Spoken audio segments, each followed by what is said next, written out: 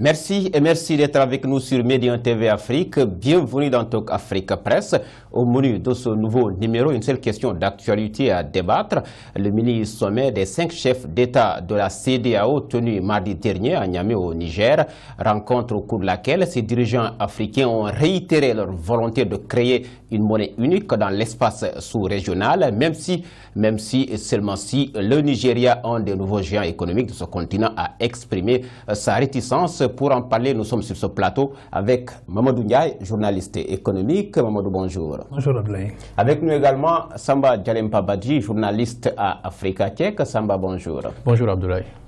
L'une des actualités phares cette semaine en Afrique, la rencontre des 5 chefs d'État de la communauté économique des États de l'Afrique de l'Ouest, mardi dernier à Niamey au Niger, rencontre au cours de laquelle le président de la commission de la CEDEAO a indiqué que les préalables nécessaires n'étaient pas encore réunis pour la mise en circulation de cette monnaie unique dans les 15 pays ou dans l'espace sous-régional. Marcel de Souza, que nous allons d'abord écouter au micro de notre correspondant à Niamey au Niger, Jean-Djibril William. Nous avons adopté une feuille de route en 2009, révisée en 2015, que nous avons évaluée. Permettez-moi de vous dire que le tableau n'est pas reluisant. Les résultats de mise en œuvre ne sont pas au rendez-vous. D'importants progrès ont été accomplis pour la convergence, mais ces résultats sont faibles. Et donc, nous ne pouvons pas aller en 2020 à la monnaie unique. Mais que faire ? Quel sera le nom que la monnaie unique va porter? Dans quel pays allons-nous installer la Banque centrale? Voilà des questions auxquelles nous devons répondre. Et enfin, nous devons vous proposer, d'ici 3 mois, avec le Conseil des ministres qui rassemble l'ensemble des gouverneurs l'IMAO et l'AMAO, un calendrier pour vous dire voilà les délais, pas trop loin, pour lesquels nous pouvons espérer mettre la monnaie unique pour le bonheur de nos populations. Propos de Marcel de Souza, président de la commission de la CEDEAO, recueilli par notre correspondant à Niamey au Niger, Jean-Djibril William. Alors, Samba Djalempa Badji, quel commentaire feriez-vous de ces propos de Marcel de Souza? Je pense que c'est des propos qui ont le mérite d'être clairs. C'est qu'il explique clairement qu'il y a des progrès qui ont été faits dans le sens de la mise en place effective de ce projet, mais que ces progrès sont assez faibles pour permettre justement la mise en place effective de cette monnaie unique, parce que ce n'est pas une entreprise facile. Il ne s'agit pas juste de décider qu'on veut avoir une monnaie unique et que par des décrets on se donne une monnaie unique. Il y a un ensemble de critères à prendre en charge, notamment les critères de convergence dont il parlait. Je ne suis pas sûr aujourd'hui que les critères de convergence qui ont été établis pour avoir une monnaie unique dans l'espace CEDEAO, beaucoup de pays aujourd'hui on respecte ces critères de convergence ou atteignent ces critères de convergence. Donc ça veut dire qu'il est normal et il est même plus prudent d'attendre que tous les obstacles soient franchis ou contournés pour mettre en place cette monnaie ou qu'elle soit effective. Mamadou Ndiaye, il a évoqué tantôt des critères de convergence, des obstacles, et pourtant le ministre nigérien Mamadou Issoufou, à qui on a mandaté le processus d'accélération de la mise en circulation de cette monnaie unique, lui a indiqué que contrairement ou à l'instar de l'Europe avec l'euro, il est bien possible de mettre l'effectivité de cette monnaie en 2020. Finalement, cette échéance est-elle réaliste? Réponse affirmative, l'échéance n'est pas réaliste. Mais en écoutant donc le président de la commission, j'ai eu le sentiment d'entendre la même chose des prédécesseurs de M. de Souza à ce poste prestigieux. Quand j'étais plutôt jeune reporter, c'est en fait les mêmes arguments que les gens avancent, parce que les pays n'avancent pas au même rythme. Et ces critères de convergence sont précédés d'un certain nombre de facteurs que tous les pays ne présentent pas. Si vous regardez tous les pays justement qui composent la CEDEAO, ils ne sont pas du même profil économique. ils n'ont pas le même poids et la même représentativité économique. Et donc, ils ne peuvent pas aller du jour au lendemain vers une convergence justement des économies, vers une convergence des flux financiers et vers une convergence aussi peut-être bon, des plateformes. Si bien que chaque pays est en son propre rythme et surtout que ces rythmes ont été presque ankylosés des décennies et des décennies. Arriver donc en 2020 pour dire voilà une plateforme de convergence, ça me paraît quand même un peu limite. Mais, comme il l'a dit, effectivement, il y a eu des progrès, pas de géants. Ça, je me rappelle très bien que son lointain prédécesseur, Mohamed Ibn Chabas, le Ghanéen, avait posé justement des jalons, aidé qu'il était par justement des experts de très haut niveau qui ont aidé à mieux comprendre comment arriver justement à cette monnaie. Et qu'ensuite, on ne se lève pas, un peu pour peut-être contredire les ministres nigérians, on ne se lève pas pour atteindre un processus. Mais non plus, on ne laisse pas les choses se faire pour être justement assujettis au rythme effectivement du processus. L'essentiel, c'est de trouver le juste milieu pour permettre donc aux différents agrégats de s'agréger et de donner maintenant un profil de puissance à la région. Et en ce moment, peut-être on va s'acheminer lentement justement vers une monnaie unique. Alors, c'est la question d'ailleurs que tout le monde se pose. Le projet a connu 4 reports. Aujourd'hui, la question qu'on se pose, la volonté politique réelle de ces chefs d'État membres de l'espace sous-régional. Il est heureux justement que les présidents de la République, à ce stade précis, prennent la dimension justement du problème. Maintenant, la question, comme elle n'a jamais cessé d'être, est une question éminemment politique. C'est les chefs d'État qui doivent fixer justement le cadre et donc donner le sens de l'orientation. Mais maintenant, une fois que la question politique est réglée, restent maintenant les autres éléments, disons, qui accompagnent la décision politique, c'est-à-dire c'est les problèmes d'ordre technique. Et ça, c'est du ressort justement des gens dont c'est le métier, c'est-à-dire le travail de la monnaie, le parcours de la monnaie, le profil de la monnaie, et de voir un peu quelles sont les économies qui sont aptes à pouvoir peut-être au moins s'agréger autour justement d'une monnaie commune. Parce que puisque nous sommes maintenant dans un processus de mondialisation où le cacao ou l'arachide sont des matières premières de dimension mondiale. Par conséquent, il nous faut avoir des monnaies qui reflètent un peu aussi le niveau de performance et de compétitivité de ces matières premières que nous avons. Mais si maintenant nous y ajoutons une volonté de transformer nos matières premières sur le plan local, nous pouvons au moins se poser sur le destin de nos économies disons, et devenir justement des négociateurs attitrés à ce niveau-là. Mais si nous restons simplement sur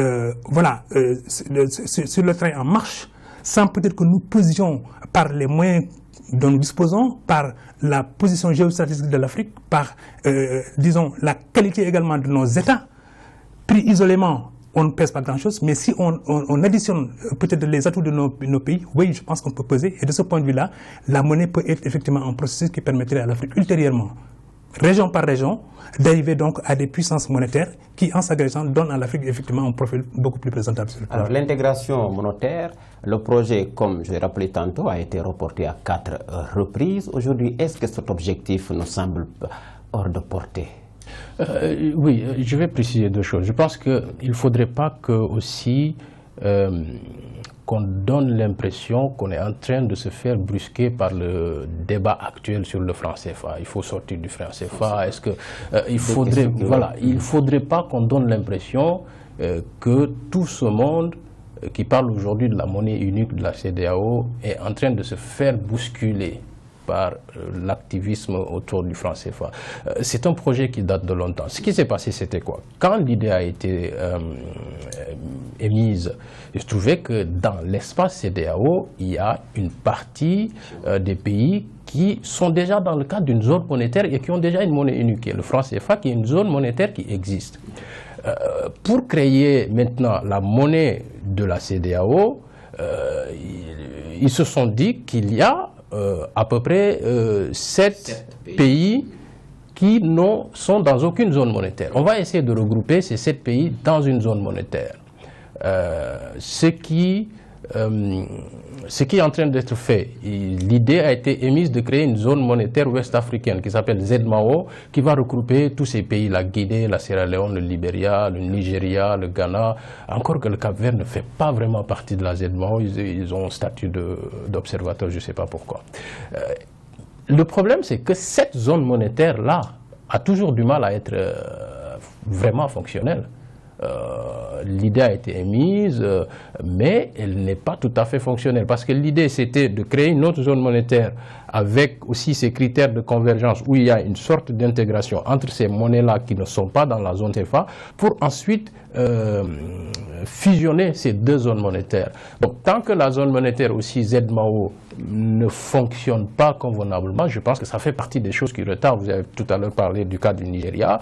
Je pense que ce n'est pas que le Nigeria, il y a beaucoup d'autres pays qui ne sont pas tout à fait en mesure aujourd'hui d'intégrer tout de suite et maintenant cette zone monétaire ou cette monnaie commune de la CEDEAO. Donc ils ont besoin de retravailler et d'amener tout le monde à respecter tous les critères qui sont mis en place pour qu'on y parvienne. Justement, avant d'en venir à vous, Samba, cette pluralité que vous avez évoquée tout à l'heure de monnaie ne constitue pas d'obstacle pour aller vers une monnaie unique en Afrique? Pas forcément. Je pense que Nia l'a dit tout à l'heure. Je pense qu'il faut pas. Moi, à mon avis, on ne doit pas brusquer les choses. On doit aller avec ceux qui sont prêts et progressivement essayer d'intégrer des autres. Je pense qu'il faut aller sortir de l'idéologie et parler plus de technique. Parce que parfois, c'est ce qu'il faut. Ce n'est pas que de l'idéologie, ce n'est pas parce qu'on a envie d'avoir une monnaie unique qu'on va avoir une monnaie unique. Tout le monde n'avance pas au même rythme, toutes les économies ne sont pas les mêmes. Et parfois, tout le monde n'a pas les mêmes intérêts. Donc, je pense que l'idéal, oui, c'est d'avoir une monnaie unique africaine, encore que... Mais d'abord, la monnaie unique de la CEDEAO, je pense qu'il y a toutes les raisons économiques qui sont favorables à cela, qui l'expliquent, qui font qu'on a intérêt à avoir une monnaie unique dans l'espace CEDEAO parce que c'est un grand marché. Et si on facilite les échanges et les transactions entre les citoyens de l'espace CEDEAO, c'est quand même à peu près 300 millions de consommateurs. C'est énorme. Avec une monnaie unique, ça va booster la région. Mais encore faudrait-il que tous les critères soient réunis, toutes les conditions soient réunies pour aller vers là. Et je pense que c'est à quoi les techniciens et les chefs d'État sont en train de travailler depuis ces années. Oui, Abdoulaye, avec ta permission. Vous avez été très pudique pour dire effectivement que le Nigeria a montré un peu donc, des signes de réticence, ce qui n'est pas faux. Mais le Ghana et la Côte d'Ivoire partagent une même frontière très longue. Présentent le même profil géographique et peut-être ont les mêmes ressources d'une partie à une autre. Et historiquement également, c'est presque un même pays. Rappelez-vous qu'à l'époque, on disait Gold Coast, par opposition justement à Ivory Coast. Cela dit, je pense que tous les chefs d'État, à un moment donné, s'étaient mis d'accord sur le fait que la zone CFA est un laboratoire qui a au moins quand même un vécu, une expérience, un parcours. Et donc, ça pourrait aider les autres pays, de par sa stabilité, de par sa capacité à avoir justement des réserves de change et de la façon dont également les flux financiers à l'intérieur de la zone CFA s'organisent, pouvait être donc une zone à modéliser maintenant et à étendre à l'échelle de la CEDEAO. C'était ça donc le premier acquis, je pense, à un sommet de Abuja. Mais il se trouve que l'instabilité est venue justement s'attaquer à un certain nombre de pays. Pour ne pas les nommer, c'est un peu la Côte d'Ivoire, dans une moindre mesure peut-être le Burkina Faso et peut-être le Mali. Donc ça, c'est des pays historiquement appartenant donc à la zone CFA, mais qui ont été déstabilisés. Et du coup, grâce justement à la solidité donc du franc CFA, ces pays, disons, la zone a tenu, tant bien que mal. Mais maintenant, élargir, disons, cela à un espace beaucoup plus grand, à un horizon beaucoup plus large, ça pose d'autres problèmes justement de convergence dont parlait tout à fait Samba. Et à ce niveau maintenant, je pense qu'un pays comme le Nigeria a un rôle à jouer. Ce rôle, en a-t-il conscience? Ce n'est pas encore évident.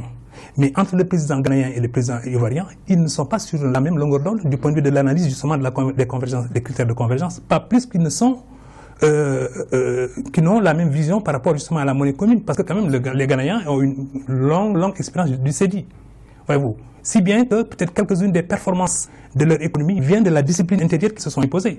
Et donc ils voudraient que les autres pays également qui sont dans certaines indisciplines budgétaires reviennent à l'orthodoxie pour permettre au moins quand même d'envisager, disons, des critères de convergence qui nous acheminent justement vers la monnaie commune. Mais ça n'est pas encore joué. Pour autant, il ne faudrait pas peut-être jouer, disons, au funambule. la question de la monnaie va forcément se poser parce que d'autres monnaies sont en train effectivement de regarder l'Afrique évoluer, et si nous ne faisons rien, ces monnaies viendront s'imposer à nous comme étant effectivement des monnaies de relais. Quelle monnaie vous parlez français, par exemple Pour ne pas le nommer, il y a d'abord l'euro, parce que nous sommes arrimés à l'euro aujourd'hui, ne l'oubliez pas. Et ça a été effectivement une longue phase de gestation entre le franc CFA et l'euro par le biais effectivement du franc français. Mais aujourd'hui quand même notre interlocuteur, ou bien la monnaie qui nous sert d'appui d'échange sur le plan international, c'est l'euro. Et ensuite, peut-être nos réserves également sont déclinées en euros. Mais il y a également d'autres monnaies internationales, notamment le dollar, notamment peut-être le yen, hein, et puis aussi le renminbi chinois. Parce qu'aujourd'hui également, l'autre dimension qui s'ajoute maintenant à la complexité des relations internationales, notamment au plan financier, c'est que la Chine, qui était jusqu'à présent une puissance financière, devient maintenant une puissance monétaire.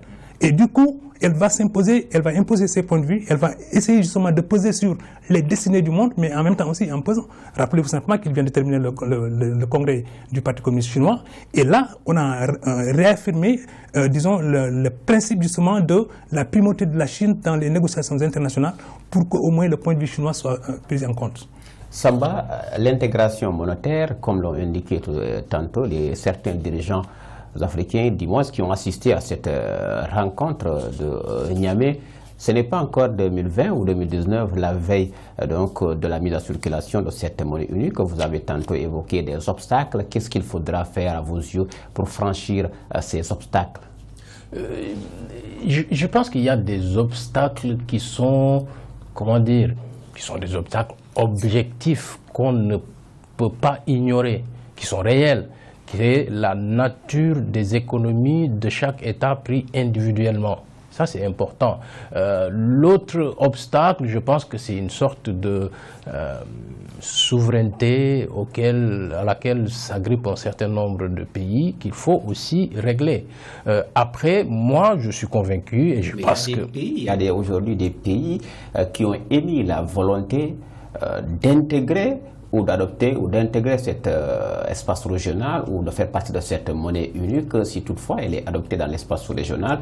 Tout récemment, il y a le Maroc qui a émis cette volonté d'adopter cette monnaie ou d'intégrer cet espace sous-régional, j'allais dire. Déjà, c'est...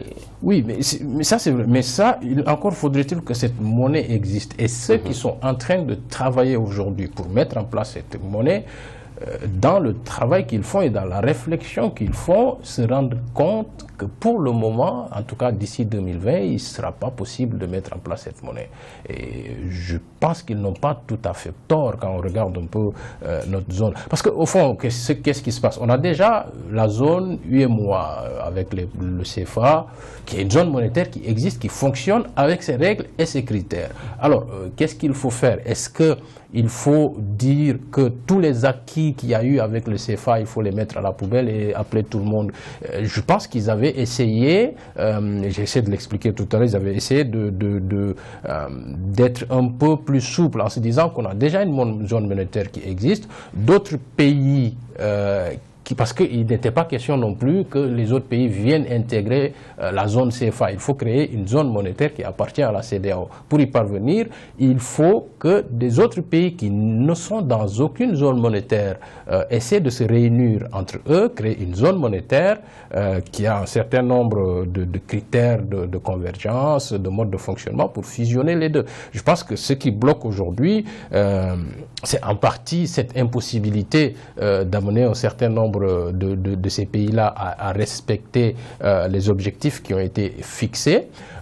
Il faut le faire parce que je pense qu'aujourd'hui, on est arrivé à un stade où la CEDEAO est un bloc économique qui, si elle ne parvient pas dans un horizon raisonnable à se doter d'une monnaie commune et forte, ce serait une belle aberration parce qu'aujourd'hui, tout concourt à ce qu'on ait ça. On a un espace économique qui est très viable. On a des économies plus ou moins fortes qui seraient encore plus fortes s'il y a une meilleure intégration de bonnes politiques communes dans tous les domaines et notamment dans le domaine monétaire. Mamadou, un espace économique viable, aujourd'hui, qu'est-ce que l'Afrique ou l'espace sous-régional gagnerait avec la mise en circulation de cette monnaie unique pour un peu se projeter dans les perspectives?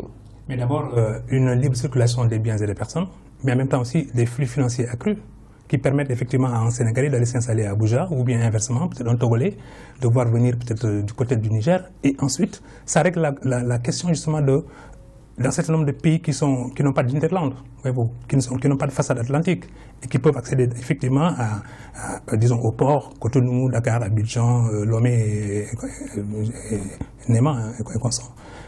J'ai bien aimé tout à l'heure la soudaine franchise du président de la Commission disant que depuis lors, très peu a été réalisé. Je crois que c'est du réalisme que de l'observer comme ça et de le dire face au chef d'État. Mais ça montre quoi? Ça montre d'abord que la question, comme on l'a dit éminemment, elle était politique, mais le temps de la politique n'est pas le temps des techniciens. Ça aussi, il faut le dissocier. Parce que la plupart de ces chefs d'État-là, ils ont des gestions à très court terme. Certains ont été nommés et donc sont en train de s'occuper effectivement de leur réélection, ou alors peut-être, voilà, les calendriers électoraux dans les différents pays ne sont pas les mêmes. Ça, on arrive à une harmonisation. C'est un élément fondamental par rapport effectivement à la décision d'aller à une monnaie commune. Ça, c'est un aspect. Le deuxième aspect, c'est qu'il faut aussi qu'à l'intérieur, que tous les profils économiques soient réellement déclinés. Rappelez-vous qu'en Europe, depuis 1945, on parle justement du principe du système monétaire européen. Mais c'est seulement dans les années 80 que la décision de hâter le processus en y allant lentement a été effectivement déclenchée. Donc, c'est dire que les critères de convergence ne sont pas simplement un vain mot. Il faut que certains pays puissants, à l'échelle justement de la CEDEAO, décident, n'est-ce pas, de faire le portage des pays qui, économiquement parlant, sont encore à la traîne. Et de ce point de vue, donc, c'est sans doute, comme la RDA et la RFA, à un moment donné, pour décider de fusionner, la RFA a supporté la RDA, malgré justement, voilà, l'état d'arriération justement de la République démocratique allemande. Mais quand même, on y est arrivé et la RFA, en supportant cela, s'est sacrifiée pendant une certaine période. Et quand elle est redevenue justement la première puissance européenne, eh bien, c'est le prix qu'il fallait payer. Je crois que chez nous également, il faudrait qu'un pays comme le Nigeria, un autre pays comme le Ghana ou un autre pays comme la Côte d'Ivoire, qui sont donc des locomotives au niveau de la CEDEAO, arrivent à se dire, voilà notre mission, mais voilà aussi notre rôle historique pour pouvoir supporter des pays qui le sont moins du point de vue justement de leur puissance financière et économique. Et sous ce rapport, il n'y aura pas d'échanges illégaux, mais puisque nous sommes tous animés de la même volonté de parfaire donc le processus de convergence économique, à ce moment-là, le rôle qui incombe à ces pays-là, c'est de supporter les autres. Et du coup, on arriverait à cela. Mais l'autre élément maintenant, c'est que quand un produit sort d'un pays, parce qu'il a été transformé sur place, il permet à l'ensemble des pays d'être solidaires, justement, comme on le dit dans les banques, c'est-à-dire la solidarité de place. Ça permet au cacao transformé, ou bien à Dakar, ou bien à Abidjan, d'être positionné donc sur les marchés internationaux, parce que simplement tous les autres pays seraient les dignes représentants du pays producteur d'un produit donné. Idem pour les autres pays comme l'uranium au Niger, comme peut-être l'arachide au Sénégal, ou bien comme peut-être les phosphates à Lomé et également au Sénégal. L'entrée du Maroc, ce n'est pas une mauvaise chose, c'est une intention exprimée justement par les autorités marocaines. Mais là également, c'est un pied de nez qui est au moins avancé pour dire, si vous nous intégrez justement dans ce processus-là, nous pouvons apporter notre expérience, nous pouvons apporter notre cheminement, mais n'oublions pas quand même aussi que le Maghreb, plutôt que le Maroc appartient à le Maghreb, et là-bas aussi il y avait un processus d'intégration qui s'appelait l'UMA, l'Union du Maghreb arabe, mais je ne sais pas ce que ça donne aujourd'hui. Mais faisons attention quand même, mais les parcours des différents pays doivent compter dans les critères de convergence pour arriver à une monnaie puissante. Alors, ça a des conséquences politiques et économiques dans l'ensemble des pays africains. Il y en aura forcément au cas où cette monnaie unique s'est mise en circulation. Quelles en seraient ses conséquences politiques et économiques? Les conséquences économiques, d'abord, moi je pense que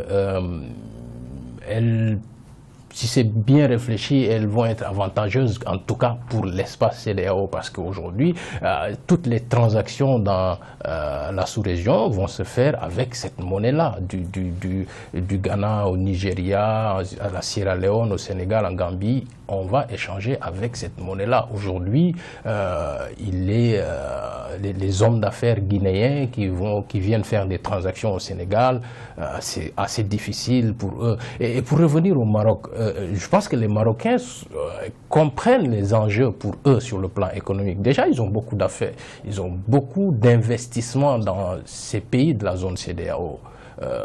Donc, s'il y a une monnaie unique, ça les arrange plus de continuer et de faire fructifier leurs affaires. Et je pense qu'il y a aussi un certain avantage économique de pouvoir profiter aussi du dynamisme économique du Maroc. Si le Maroc intègre cette monnaie unique, ça peut aussi avoir un effet entraînant pour l'économie de ces pays-là. Alors sur le plan politique, je pense qu'on va, peut-être que cette intégration monétaire peut aussi entraîner une intégration politique plus poussée qui amènerait aussi à avoir une